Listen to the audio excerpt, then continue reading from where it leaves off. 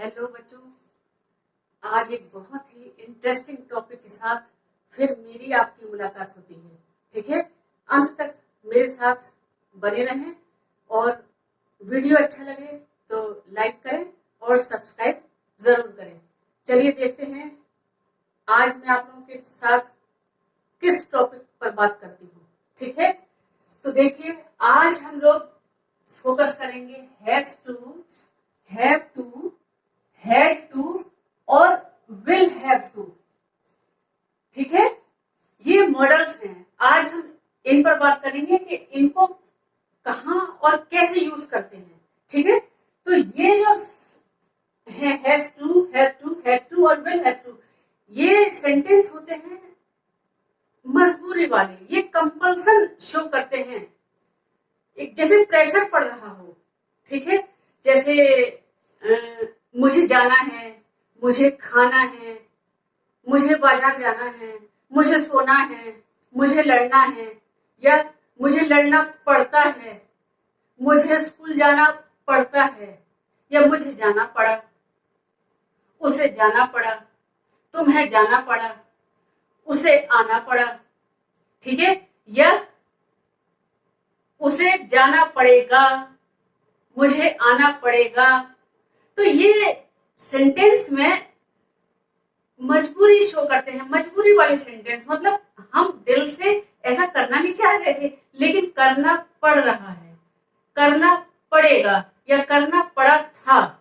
ठीक है, आइए अब इन एग्जाम्पल के साथ इनको समझते हैं। जैसे मुझे जाना है, तो इसमें क्या होता है, जाना है, ना है, नी है, ने है। ठीक है, या जाना पड़ता है तो पढ़ता है, पढ़ती है, पढ़ते हैं, ये आएगा हिंदी वाक्य के अंत में। ठीक है, मजबूरी देखिए लग रहा है ना, मुझे जाना है, मतलब मुझे सोना है, मतलब एक प्रेशर है कि मुझे 10 बजे सोना ही है, नींद आए या ना आए, या मेरी मर्जी नहीं है अभी सोने की, लेकिन मुझे सोना है। तो इसमें क्या होता है कि ही, शी, इट, इनके साथ में हम लोग, या किसी का नाम हो तो इनके साथ में हम हैज टू लगाएंगे, हैज टू। ठीक है, और बाकी सबके साथ जैसे वी है, दे है तो हैव टू। ठीक, तो जैसे मुझे जाना है तो I have to go, I have to go. मुझे खाना है, आई हैव टू ईट। उसे जाना है, he has to go या she has to go। ठीक है ना, या किसी का नाम हो तो भी has, क्योंकि सिंगुलर है, थर्ड पर्सन है लेकिन सिंगुलर है, तो यानी कि थर्ड पर्सन का कोई भी प्रोनाउन हो तो उसके साथ, और सिंगुलर हो, ठीक है ना, तो उसके साथ में has to, बाकी have to। ठीक है, तो कैसे होगा इसका स्ट्रक्चर, कैसे हम देखेंगे, सब्जेक्ट प्लस हैज टू या हैव टू और प्लस वर्ब की फर्स्ट फॉर्म, बेस फॉर्म, यानी कि V1। क्यों, क्योंकि एक हैव या हैज टू लगा है। ठीक है ना, तो जब टू लगता है तो वर्ब की बेस फॉर्म का ही इस्तेमाल होता है, ये भी पता होगा, ये भी कारण है। ठीक है, तो हैज टू, हैव टू और प्लस V1, ये इसका स्ट्रक्चर रहेगा। देखिए जैसे ये है, ठीक है ना, तो जैसे हैज टू, हैव टू है तो ना है, नी है, ने है। ये देखो जैसे पढ़ता है, पढ़ते हैं, और ये भी आ सकता है ना है, नी है, ने है।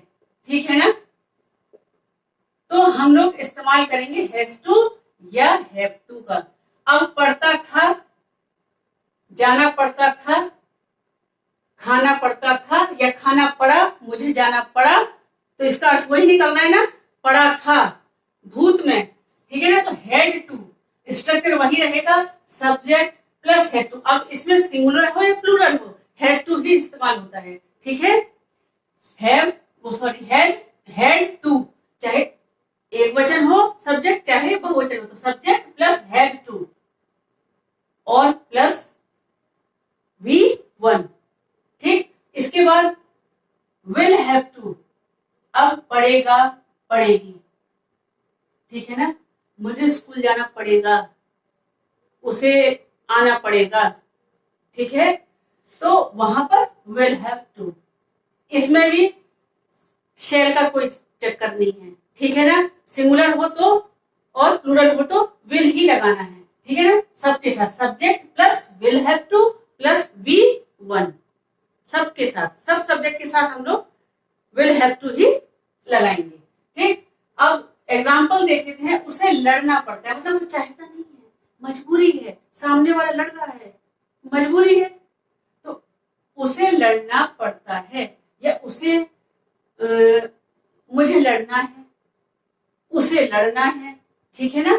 तो ही हैज टू फाइट, उसे लड़ना पड़ता है, ही हैज टू फाइट, ना चाहते हो। अब जैसे ये है मुझे पढ़ना है, ठीक है, मुझे पढ़ना है, देखो ना है आया ना, पढ़ता है आया, मुझे पढ़ना है, I have to study, I have to study, ठीक है ना।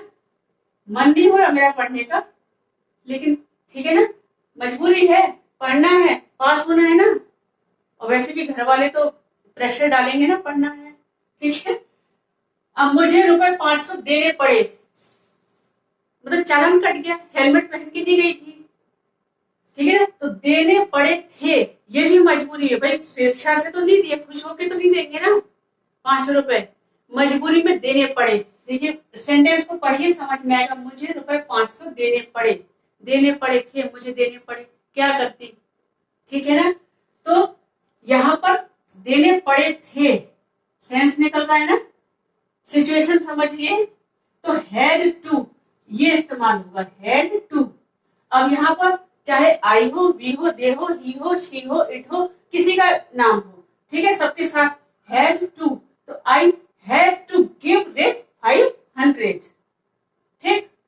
तुम्हें बाजार दोबारा जाना पड़ेगा, मतलब एक बार बाजार हो आए, कोई जरूरी चीज भूल आए, क्या करें, अब दोबारा बाजार जाना पड़ेगा, चाहो चाहे ना चाहो, तुम्हें दोबारा बाजार जाना पड़ेगा।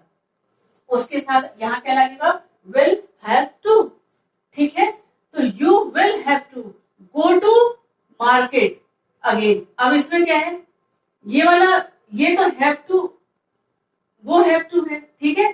अब यहाँ पर जब हम किसी चीज से जुड़ते हैं तो टू प्रीपोजिशन का इस्तेमाल करते हैं, तो ये गो टू है, ठीक है ना। तो you will have to go to market again, तुम्हें फॉर्म दोबारा भरना पड़ेगा, यानी कोई गलती कर दी तुमने फॉर्म भरने में, तो तुम्हें दोबारा फॉर्म भरना पड़ेगा, ठीक है। विल हैव टू यहाँ इस्तेमाल होगा, ठीक है ना। मुझे जाना है, आई हैव टू गो, मुझे बाजार जाना है, I have to go to market, मुझे अस्पताल जाना है, I have go to hospital, ठीक है। मुझे खाना है, आई हैव टू ईट, ठीक। तो ये इस मजबूरी वाले वाक्य जो है, कंपल्सन और जहां प्रेशर भी होता है, ठीक है ना, वो हम लोग इस तरीके से बनाते हैं, ठीक है। इसका स्ट्रक्चर देखिए, सब्जेक्ट प्लस हैज टू या हैव टू, ठीक है ना, या हैड टू या विल हैव टू और प्लस V1, लेकिन वर्ब की फर्स्ट फॉर्म का ही इस्तेमाल इनमें होगा। देखिए V1 सब जगह, ठीक है, V1, ठीक, ठीक है। तो अगर चैनल सब्सक्राइब नहीं किया है तो सब्सक्राइब कर दें, और बहुत जल्दी फिर हम नेक्स्ट टॉपिक के साथ फिर मुलाकात होगी। तब तक के लिए टेक केयर।